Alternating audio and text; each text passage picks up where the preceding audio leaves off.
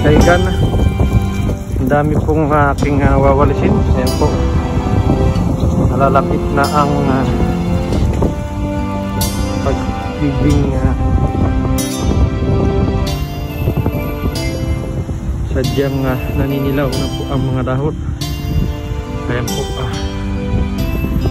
sinyalis na ng malapit na ang pagbagsak ng snow.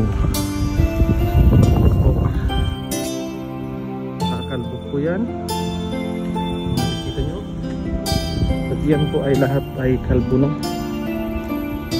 Yan na po yung tinatawag na winter.